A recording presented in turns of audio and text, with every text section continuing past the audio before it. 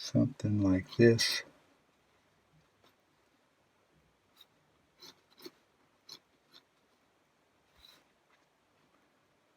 I'm going to call that a chimney. And I can't really see much up here.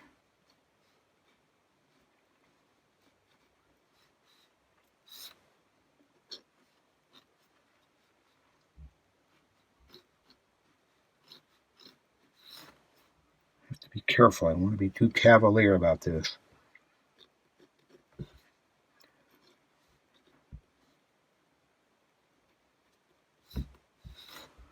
So this will be a lot of windows here.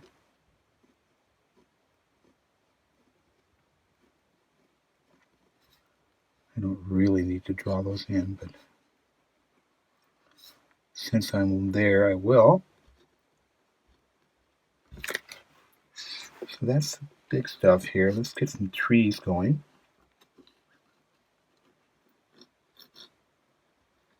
So I'm going to anticipate putting yellow ochres and browns and a mixture of colors. It's going to kind of look like this nondescript trees here with lack of leaves at the moment.